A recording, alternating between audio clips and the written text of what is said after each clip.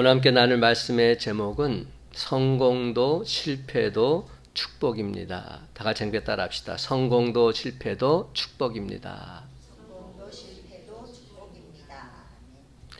여러분, 하나님께서 우리에게 주시는 모든 것이 다 축복이라는 사실을 아십니까? 그것이 무엇이든지 간에 성공과 실패는 반대말이 아니라 축복의 한 가지입니다. 성공이나 실패는 축복의 한 과정일 뿐입니다. 성공도 축복이고 실패도 축복입니다. 왜냐하면 믿는 자의 삶은 영원한 축복으로 향하는 과정일 뿐이기 때문입니다. 전도서 7장 13절과 14절은 말합니다. 하나님께서 행하시는 일을 보라. 하나님께서 굽게 하신 것을 누가 능히 곧게 하겠느냐. 형통한 데는 기뻐하고 곤고한 날에는 되돌아보아라. 이 두 가지를 하나님이 병행하게 하사 사람이 그의 장래를 능히 헤아려 알지 못하게 하셨느니라. 사랑하는 성도 여러분, 로마서는 구원에 관한 책입니다. 1장부터 8장까지는 우리가 무척 좋아하는 말씀들로 가득 차 있습니다. 왜냐하면 모든 이방인의 구원, 자연인의 구원, 개인의 구원을 말씀하고 있기 때문입니다. 반면에 9장부터 11장은 로마서 중에서 가장 배척을 받는 장입니다. 이스라엘의 구원은 나하고는 상관없는 것 같기 때문이지요. 그러나 구원의 절정이 바로 여기에 있습니다. 이스라엘의 구원은 곧 인류의 구원이기 때문입니다. 사도행전 1장 8절 말씀, 오직 성령이 너에게 임하시면 너희가 권능을 받고 예루살렘과 온 유대와 사마리아 땅끝까지 이르러 내 증인이 되리라. 여러분, 여기서 땅끝은 여러분 어디라고 생각하십니까? 땅끝. 우리가 지금까지 한 번도 가보지 않은 저 오지가 땅끝입니까? 저는 땅끝은 그 복음이 처음 시작한 곳이다, 이렇게 생각합니다. 복음이 시작된 것 바로 이스라엘이 땅끝인 겁니다. 여러분, 우리 삶 속에서 땅끝은 어딜까요? 저는 가정이다, 이렇게 봅니다. 왜냐하면 가정이 가장 가깝고도 먼 사이이기 때문에 정말로 가족 구원이 가장 힘듭니다. 다른 사람 구원시키는 것은 그래도 가능할 수 있지만 내 남편, 내 아내, 내 아들, 내 딸, 내 부모님 구원시킨다는 것 여간 힘든 일이 아닙니다. 한마디로 땅끝인 것이죠. 오늘 말씀 속에서 제가 여러분들께 드리고 싶은 것은 복음이 시작된 것 바로 이스라엘의 땅끝이다 하는 말씀을 드리고 싶은 겁니다. 예루살렘에서 온 유대로, 온 유대에서 사마리아로, 사마리아에서 땅끝으로 그 복음이 시작된 곳까지 다시금 돌아와야 그 복음이 마침내 완성이 되는 것입니다. 여러분의 복음이 시작된 곳은 어디십니까? 여러분의 가정이 땅끝이 아니겠습니까? 성경은 바로 그 땅끝에서 성령 충만한 예수 증인의 삶을 살라 말씀하십니다. 그래서 마침내 그곳에서 영혼 구원의 열매를 주렁주렁 맺기를 원하십니다. 그런데 여러분, 예수님을 십자가에 못 박은 이후 지금까지도 이스라엘은 예수님을 배척해 왔습니다. 이스라엘은 예수님께서 태어나시고 자라시고 기적을 베푸시고 죽으시고 부활하시고 승천하신 곳입니다. 복음이 시작된 곳입니다. 그러나 지금 그곳에 한번 가보십시오. 그들은 지금까지도 예수님을 배척하고 있습니다. 그렇다면 그토록 예수님을 배척하는 이스라엘은 멸망해야 할까요? 아니지요. 이는 하나님이 여러분을 버리지 않는 것과 똑같습니다. 하나님은 결단코 여러분을 버리지 않으십니다. 하나님께서 택한 사람은 반드시 구원하는 것처럼 아무리 잘못하고 실수를 했어도 이스라엘을 다시금 찾으시고 부르시고 회복하셔서 인류 역사의 완성이라는 대단원의 막을 내리게 하실 것입니다. 그렇다면 여러분, 이스라엘은 과연 어떻게 구원을 받을 수 있을까요? 엘리야 시대에 하나님은 바알에게 무릎 꿇지 않은 자 7,000명을 남겨두셔서 하나님의 역사를 완성하셨습니다. 그렇습니다. 지금은 비록 유대인이 예수님을 믿지 않고 거부하고 있지만 하나님께서 이방인의 남은 자들, 즉 성령 받은 저와 여러분을 통해서 이스라엘을 구원하고 회복시켜 주실 줄로 믿습니다. 11절 말씀 다 같이 함께 읽어보겠습니다. 그러므로 시작. 그러므로 내가 말하노니 그들이 넘어지기까지 실족하였느냐? 그럴 수 없느니라. 그들이 넘어짐으로 구원이 이방인에게 이르러 이스라엘로 시기나게 함이니라. 아멘. 솔직히 이스라엘이 실족한 것은 사실입니다. 여러분, 그들은 종교적인 기독권, 불신앙, 불순종, 오만 때문에 메시아를 죽이고 말았습니다. 메시아를 환영하지도 영접하지도 않았습니다. 실패한 겁니다. 실족한 것입니다. 그런데 여러분, 이스라엘의 실패가 없었더라면 이방인의 구원도 없었습니다. 이 말이 11절 중간에 나옵니다. 그들이 넘어짐으로 구원이 이방인에게 이르러. 그들이 넘어짐으로. 이스라엘의 실패로 복된 소식이 이방인에게 급속도로 전해지게 되었던 것입니다. 그래서 예루살렘과 온 유대와 사마리아와 소아시아로 복음이 퍼져나갔습니다. 사도 바울의 1차, 2차, 3차 전도여행을 통해서 복음은 소아시아뿐만 아니라 터키를 지나서 지중해를 건너서 빌립보로 갔습니다. 그리고 다시 복음은 학문과 철학의 도시 아덴으로, 상업의 요충지 고린도로, 종교의 예술의 도시 에베소로, 그리고 당시 세계의 중심이었던 로마에까지 침투해 들어간 것입니다. 마침내 로마가 기독교를 국교로 선포하자 온 유럽이 복음화되었습니다. 이것은 어떤 개인이 잘나서가 아닙니다. 하나님의 영, 즉 성령이 전 이방인들에게 2000년 동안 바람처럼 찾아왔기 때문입니다. 그 바람이 돌고 돌아서 대한민국, 바로 여기 이 자리에까지 오게 된 겁니다. 참으로 놀랍지 않습니까? 애초에 무엇 때문에 이런 일이 생겼습니까? 이스라엘의 실패 때문입니다. 바로 이것이 신비로운 것이요 놀라운 것입니다. 한국에 복음을 전해준 사람은 미국인입니다. 하지만 사실은 유대인이 복음을 전해준 겁니다. 이방인에게 최초로 복음을 전해준 사람이 누굽니까? 바로 유대인 사도 바울 아닙니까? 베드로가, 스데반이, 빌립이 다 유대인이었습니다. 12제자가 그렇습니다. 그들이 창에 찔리고 높은 성전 꼭대기에서 밀어뜨림을 당하고 거꾸로 십자가에 못 박이고 돌에 맞아 죽어가면서도 우리에게 복음을 전해주었습니다. 이것이 이스라엘이요 이방 유대인입니다. 사도행전 13장부터 28장까지를 보게 되면 사도 바울은 유대인이었으며 예수 믿는 사람을 잡아다 옥에 가두는 종교적 열심이 특심한 사람이었습니다. 그는 숨어있던 사람까지 잡아온 사람이었습니다. 이렇게 예수 믿는 사람을 박해하던 사도 바울은 다메섹 도상에서 예수님을 만나게 됩니다. 예수님을 만난 순간 바울은 그분이 메시아라는 것을 알게 되지요.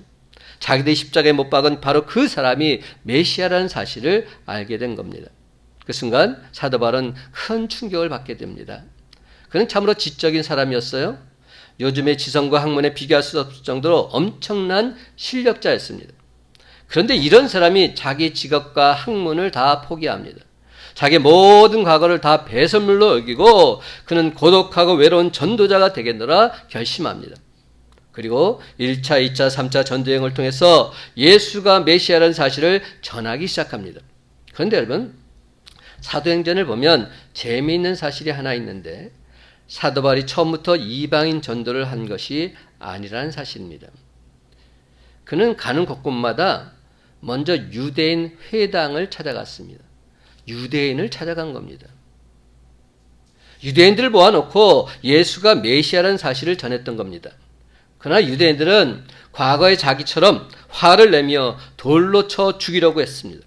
성전 밖으로 내몰려고 하고 성전 꼭대기에서 내밀려고 하고 바울을 죽이기 전에는 자지도 않고 먹지도 않겠다는 청년들이 결사대까지 40명 만들기까지 했습니다. 그렇습니다. 유대인 회당에서 유대인들에게 복음을 전하는데 유대인들은 귀를 막고 눈을 막고 아예 믿으려 하지 않았던 겁니다. 그래서 그 복음이 옆에서 구경하고 있던 이방인들에게 전해지게 된 것입니다. 그런데 복음이 이방인들에게로 전해지니까 스펀지가 물을 빨아들이듯이 정신없이 복음을 받아들이게 된 것이죠.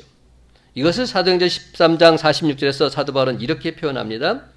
바울과 바나바가 담대히 말하여 이르되 하나님의 말씀을 마땅히 먼저 너희에게 전할 것이로되 너희가 그것을 버리고 영생 얻기에 합당하지 않은 자로 자처하기로 우리가 이방인에게로 향하노라. 그렇습니다, 여러분. 이스라엘의 실패는 이방인에게 복음을 전하는 계기가 된 것입니다. 48절을 보면 이방인들이 어떻게 복음을 받아들였는지 설명해 주고 있습니다. 이방인들이 듣고 기뻐하여 하나님의 말씀을 찬송하며 영생을 주시기로 작정된 자는 다 믿더라. 아멘입니다. 바로 이것이 이스라엘이 실패한 이유입니다. 사랑하는 성도 여러분, 어떤 사람은 병이 들 수도 있고 사업이 망할 수도 있으며 직장에서 쫓겨날 수도 있습니다. 그러나 여러분, 하나님이 없는 실패는 영원한 실패요. 하나님이 함께 하시는 실패는 영원한 축복이 되는 줄 믿으시기 바랍니다. 12절 말씀 다 같이 함께 했습니다. 12절 그들의 넘어짐이 시작 그들의 넘어짐이 세상의 풍성함이 되며 그들의 실패가 이방인의 풍성함이 되거든 하물며 그들의 충만함이리요. 아멘. 여러분, 이스라엘의 실패는 세상의 부요함이요 이스라엘의 넘어짐은 이방인의 부요함이 되었다고 한다면 이스라엘의 충만함은 어떤 결과를 낳겠느냐는 겁니다. 그렇습니다. 이스라엘의 실패가 이방인에게 이런 복을 주었다면 이스라엘의 충만함은 어떤 결과를 낳겠습니까? 이것이 인정 하나님의 계획하심 아니겠습니까? 역사의 마지막 때 그들은 분명 다시금 일어날 것입니다. 역사를 완성하기 위해서 이스라엘은 반드시 회복되게 되어 있습니다. 13절과 14절 말씀도 다 같이 함께 했습니다. 내가 이방인인 너에게 말하노라. 시작. 내가 이방인은 너희에게 말하노라. 내가 이방인의 사도인 만큼 내 직분을 영광스럽게 여기노니 이는 혹 내 고륙을 아무쪼록 시기하게 하여 그들 중에서 얼마를 구원하려 함이라. 아멘. 여러분, 사도 바울은 이방인의 사도입니다. 이방인이 이스라엘을 생각하는 것과 선택된 백성인 이스라엘이 이방인을 생각하는 것 하늘과 땅만큼 차이가 납니다. 솔직히 우리들은 이스라엘을 생각할 때 별로 큰 감동이 없습니다. 그러나 선택받은 사람이 개나 돼지 같은 이방인을 위해서 자기를 희생하고 죽는다는 것 우리의 감정과 비교조차도 아니 됩니다. 그럼에도 불구하고 사도 바울은 이방인들을 위해서 사도가 되었고 이를 수치가 아니라 영광으로 생각한다 말하고 있습니다. 그래서 사도 바울은 예수 믿고 구원받은 너희 모든 이방인들과 교회에 부탁하고 싶은 것이 하나 있다 이렇게 말합니다. 하나님의 계획하심 때문에 희생당하고 실패한 이스라엘은 안타깝게도 복음을 믿지 않는다. 나는 내 민족 내 고륙 때문에 이렇게 속이 상한다. 이방인들을 내가 섬기고 있지만 이스라엘을 위해서 중보기도 해달라 이렇게 부탁하고 있는 겁니다. 실패한 내 민족, 복음을 받아들이지 않는 강팍한 내 민족을 위해서 간절히 기도해달라는 겁니다. 그래서 이스라엘 백성들이 시기하게끔 해달라는 겁니다. 마침내 그들 중 몇 사람이라도 구원받게 해달라 부탁하고 있는 겁니다. 그럼 여러분, 이제 여러분의 기도 속에 이스라엘 백성을 향한 중보 기도가 포함되어져야만 합니다. 왜냐하면 바로 이것이야말로 세계 선교를 푸는 강력한 열쇠이기 때문입니다. 이스라엘 회복을 위해서 15절 말씀 다 같이 한 목소리 읽기 원합니다. 시작. 그들을 버리는 것이 세상의 화목이 되거든 그 받아들이는 것, 그 죽은 자 가운데서 살아나는 것이 아니면 무엇이리요? 아멘. 그들을 버리는 것이 세상의 화목이 되거든 그 받아들이는 것이 죽은 자 가운데서 살아나는 것이 아니면 무엇이리요? 여러분, 그들을 버리는 것이 세상의 화목이 되었다면 그들을 받아들이는 것은 부활이 아니냐, 부활의 축복이 아니냐 이렇게 반문하고 있는 겁니다. 그러면서 사랑하는 성도 여러분, 우리 모두는 하나님의 전적인 은혜로 이미 하나님의 자녀로 되는 특권을 부여받았기에 지금 당장 눈앞에 보이는 실패도 성공도 모든 것이 다 하나님의 축복의 과정인 줄 믿으시기 바랍니다. 그렇습니다, 여러분. 하나님께서 이 세상 만물을 창조하셨고 지금도 주관하고 계심을 믿으십니까? 그 하나님께서 저와 여러분을 너무나도 사랑하셔서 아무런 대가 없이 당신의 자녀 삼아 주셨음을 믿으십니까? 그렇습니다. 지금까지 우리를 인도하신 하나님께서 앞으로의 삶도 가장 좋은 길로 인도해 주실 것을 믿으십니까? 아니, 그 무엇보다도 저와 여러분에게는 영원한 하늘나라가 예비되어 있음을 믿으십니까? 정말로 믿는다면 도대체 뭐가 문제입니까? 문제될 것이 없습니다. 세상 만물을 창조하시고 지금도 주관하고 계신 하나님께서 나와 함께 하사 내 앞길을 가장 좋은 길로 인도해 주실진데 지금 당장 그 길이 성공한처럼 보이든 아니면 실패한 것처럼 보이든 아무런 상관이 없는 것입니다. 사랑하는 성도 여러분, 바로 이것입니다. 하나님의 주권과 섭리하심을 인정하고 내 삶의 모든 것을 다 주님께 맡기고서 심차게 주님만을 따라갈 때 저와 여러분에게는 오직 최후 승리만이 예비되어 있는 줄로 믿습니다. 하나님은 세상 만물의 창조주이시요 나는 그분의 피조물입니다. 하나님 내 삶의 주인이시요 나는 그분의 종입니다.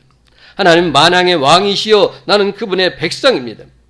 그 어떤 경우에도 전혀 흔들리지 않고 하나님과 나 사이의 영적인 관계를 잘 지켜나갈 때 저와 여러분의 승리는 확실하게 보장되어 있는 줄로 믿습니다.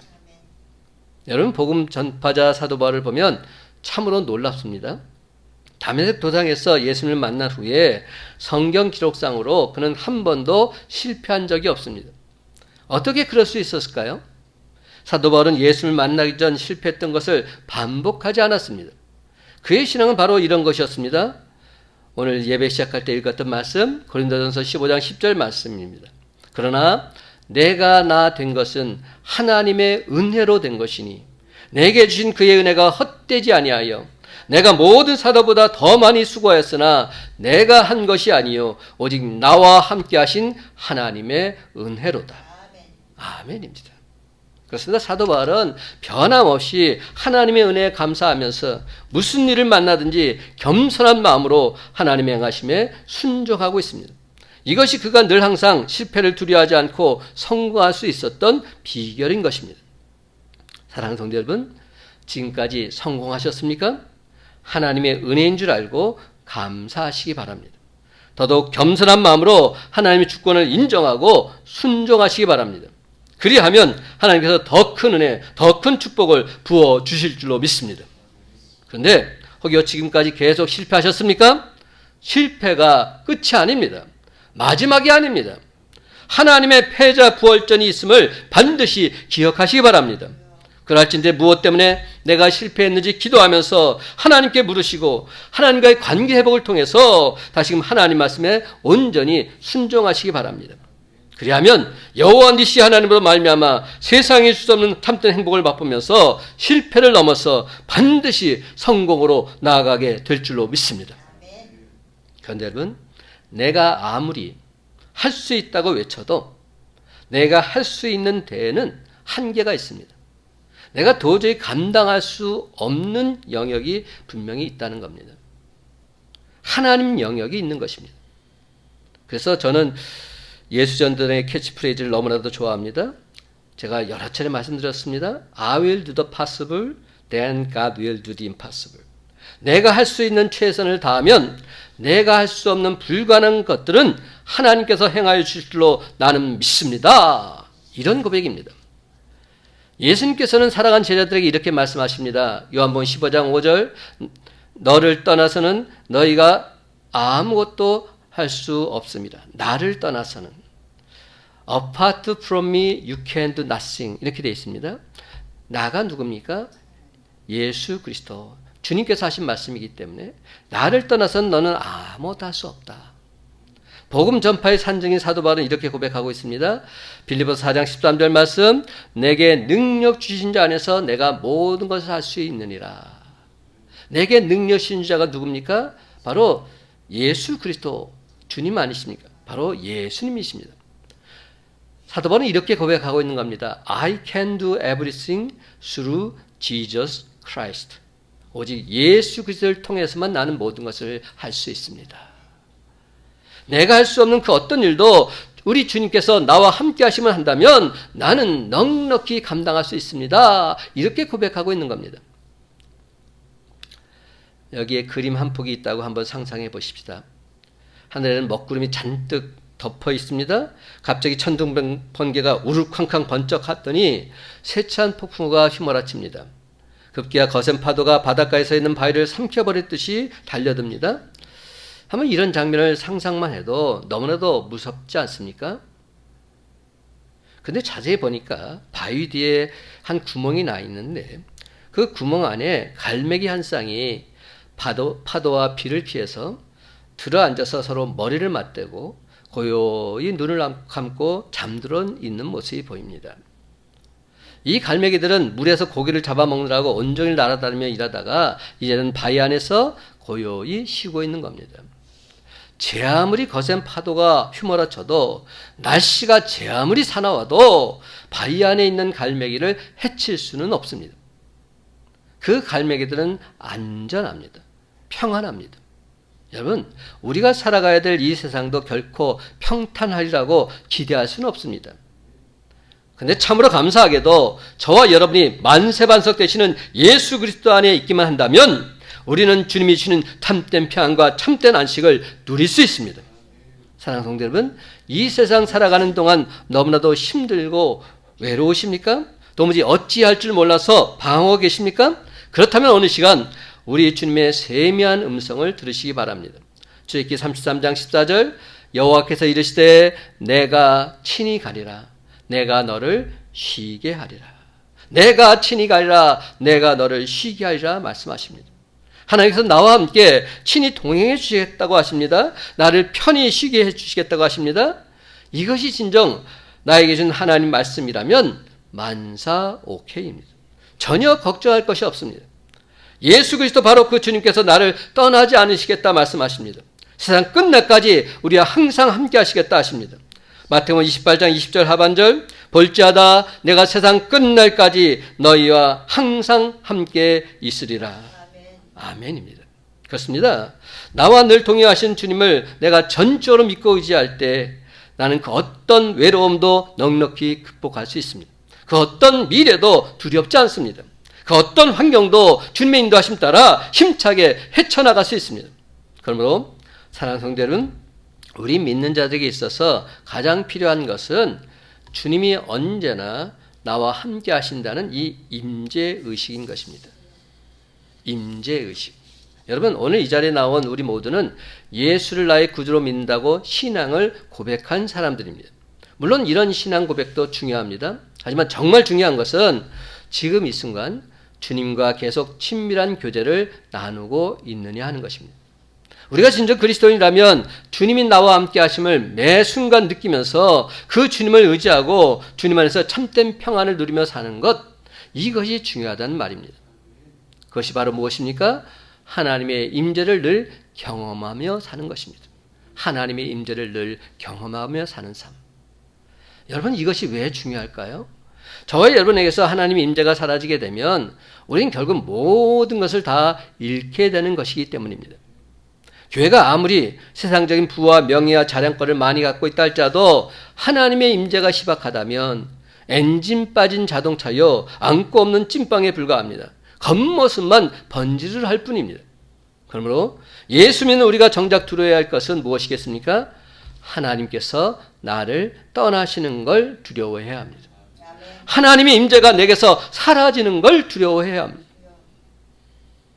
내가 영적으로 둔감해져서 주님과의 교제가 멀어지고 습관적인 죄에 빠지게 되면 라오디게아 교회처럼 머리칼락이 잘린 그 삼손처럼 참으로 안타깝게도 하나님의 임재가 다 떠나버리고 마는 것입니다.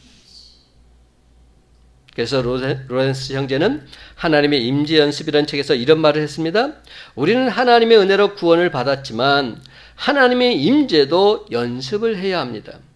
모든 게 값없이 주어지는 것이 없듯이 오늘은 은혜가 충만했더라도 내일은 예상치 못했던 그 어떤 일로 인해서 하나님이 계신 걸까 의심하는 것, 이것이 바로 우리 인간의 본성이기에 하나님이 내 곁에 계심을 늘 항상 느끼면서 살아가야 합니다.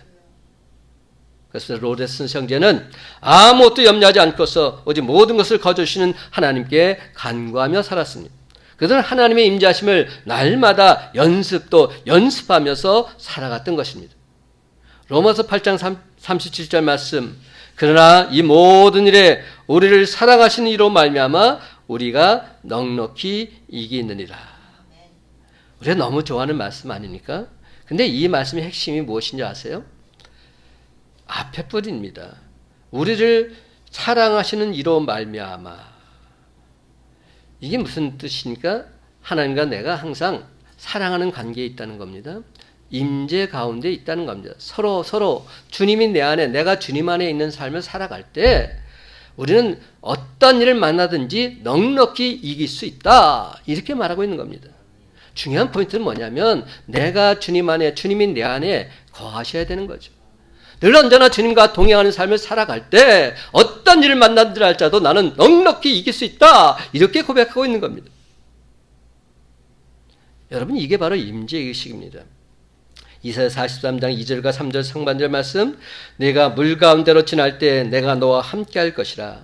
강을 건널 때 물이 너를 침몰하지 못할 것이며 내가 불 가운데로 지날 때 타지도 아니할 것이요 불꽃이 너를 사르지도 못하리니 대전하는 여호와 내 하나님이요 이스라엘의 거룩한 이요 내 구원자이로다. 아멘. 사랑하는 성도 여러분, 그 어떤 장애물과 어려움이 가로막혀 있다 할지라도 전능하신 하나님이 늘 항상 함께 하실진데 어차피 최후 승리는 우리들의 것임을 확신하면서 살아가는 저와 여러분이 다 되시기를 간절히 소망합니다. 그렇습니다. 우리 인생 여정에 있어서 지금 당장 실패냐 성공이냐가 중요하지 않습니다. 주님이 함께 하신다면 그 어떤 상황이 있다 할지라도 전혀 문제될 것이 없습니다. 우리 주님이 함께 하시느냐 함께 하지 않으시냐, 이것이 중요합니다. 성경은 요셉에 대해서 뭐라고 표현하고 있는지 아세요? 하나님께서 함께 하신 사람이다, 이렇게 표현합니다. 창세기 39장 2절, 여호와께서 요셉과 함께 하심으로 그가 형통한 자가 되었노라. 하나님과 요셉이 함께 했을 때 그의 삶을 하나님께서 지켜주심으로 형통의 축복을 맛보았다는 겁니다. 이 표현이 참 중요합니다. 왜냐하면 하나님 우리와 함께 하시면 전혀 두려울 것이 없기 때문입니다. 실패해도 병이 들어도 설사 죽는다 해도 전혀 문제가 되지 않기 때문입니다. 형통이란 말은 히브리 말로 자라크란 말입니다. 이 말은 장애물이 있는 것을 뛰어넘다, 건너가다 또는 번영하다, 이런 뜻이 담겨 있습니다. 그러나 형통이라고 하는 말은 이런 의미를 할 수 있습니다. 처음에는 안 되다가도 잘 나가서 앞길이 확 열리고 장애물이 있음에도 건너가고 넘어가서 결국엔 번영하게 되는 것, 이것을 형통이라 할 수 있습니다. 그렇습니다. 형통이란 고난이 사라지는 것이 아닙니다. 고난을 뚫고 이겨내는 것입니다. 그럴진데 우리에게 고난이 있는 것 자체는 전혀 문제가 아닌 겁니다. 하나님이 우리와 함께 하시지 않는 것, 바로 이것이 진짜 문제입니다. 내가 하나님과 동행하는 삶을 살지 않는 것, 하나님의 임재하심을 느끼지 못하고 살아가고 있는 것, 이것이 진짜 문제입니다. 그럼 여러분, 오늘 시간 우리에게는 하나님이 나와 함께 하신다는 이 사실을 믿는 바로 이 믿음이 필요합니다. 함께 한다는 말은 함께 거닌다, 함께 산책한다는 뜻입니다. 그렇습니다. 우리들이 힘들어 지치면 하나님은 우리를 업어주시고 우리를 안아주십니다. 그러므로 하나님이 나와 함께 하신다는 이 사실을 믿는 사람들은 그 얼굴 표정이 확실히 다릅니다. 그 얼굴에는 근심과 걱정의 빛이 없습니다. 그렇습니다. 이것이 믿음 있는 사람과 믿음 없는 사람의 차이인 겁니다. 하나님께서는 우리가 마음을 열고 주를 맞이하면 우리 가슴 속에 영원히 임재하시겠노라 말씀하십니다. 성경학자에 따르면 성경에 하나님이 우리와 함께 하신다는 말씀이 무려 144번이나 기록되어 있다고 합니다. 계속적으로 말씀하는 거죠. 제가 말씀을 전해서 이 임재, 동행, 이 메시지를 얼마나 많이 전했는지 모릅니다. 왜냐하면 성경에 수도 없이 기록되어 있기 때문에. 그렇습니다. 여러분, 우리가 믿는 하나님은 임마누엘 하나님이십니다. 임마누엘 하나님이 우리와 함께 하십니다. 우리가 믿는 하나님은 저와 여러분이 기쁠 때나 슬플 때나 늘 항상 우리와 함께 하심으로 형통의 복을 주십니다. 이제 말씀했습니다. 사랑하는 성도 여러분, 성공도 실패도 다 하나님께서 예비하신 축복으로 가는 과정임을 깨달아서 임마누엘 주님과 함께 이 험한 세파 넉넉히 헤쳐나가시기 바랍니다. 그렇습니다. 여러분, 그 어떤 경우에도 하나님의 자녀답게 결단코 흔들리지 말고 주님 안에서 항상 기뻐하며 쉬지 말고 기도하며 범사에 감사드림으로 하나님 아버지 마음을 진정 기쁘시게 해드리는 저와 여러분의 복된 삶이 다 되시기를 예수님의 이름으로 간절히 축원합니다.